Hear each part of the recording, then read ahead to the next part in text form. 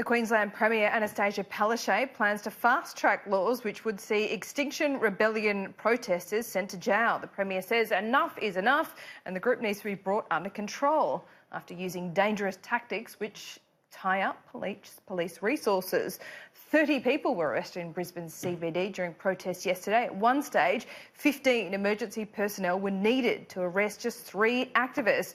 Joining me now is the Queensland Deputy LNP leader, Tim Mander. Tim Mander, thank you for your time. You'd be welcoming this move, wouldn't you?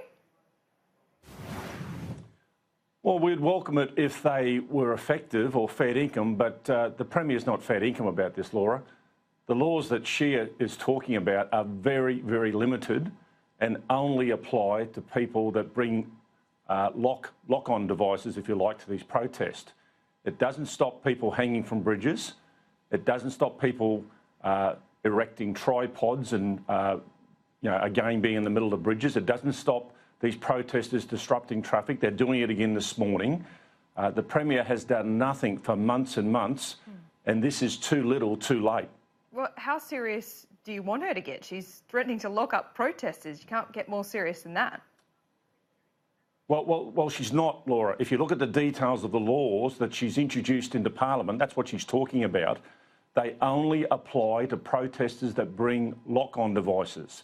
They do not apply to the protests that are occurring at the moment, the disruption that's happening. I mean, these protesters are coming in every day in the city.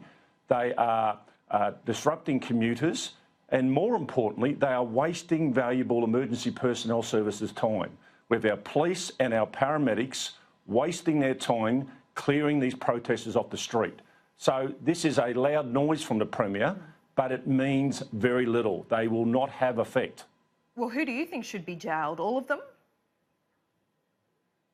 Well, the LNP has also put a bill before the Parliament which gets fair income with these protesters, which fines them tens of thousands of dollars, not hundreds of dollars, and does have jail sentences for those serial offenders that have coordinated programs. Again, the laws that the Premier is talking about this morning do not apply that way at all.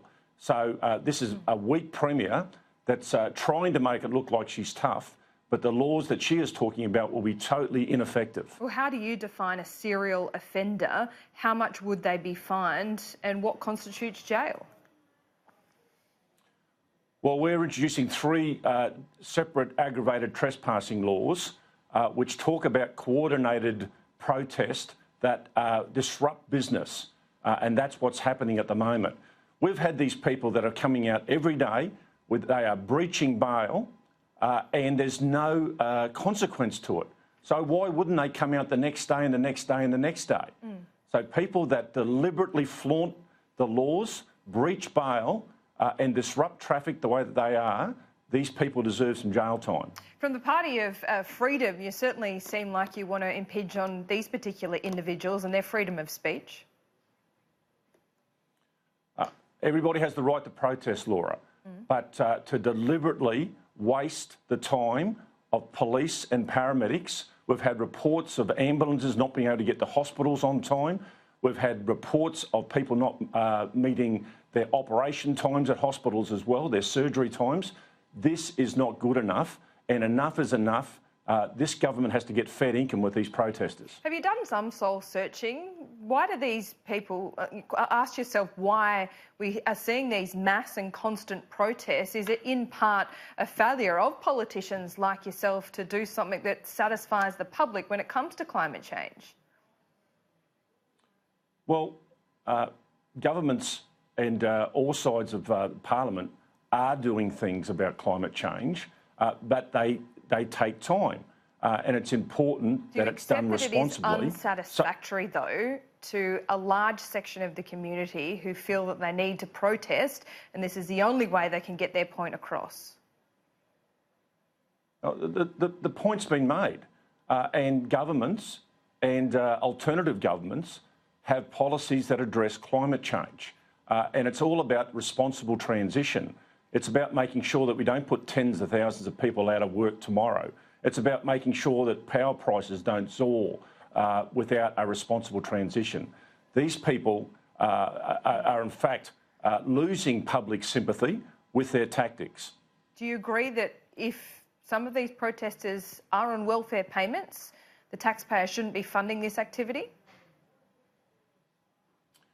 Well, if they're on welfare payments, they need to be making sure that they keep to their responsibilities with regards to those that are on welfare. They need to be making sure that they are looking for jobs. And it seems that many of those people aren't meeting those commitments. So, yes, I would agree if that's the case, they should be taking off these welfare payments.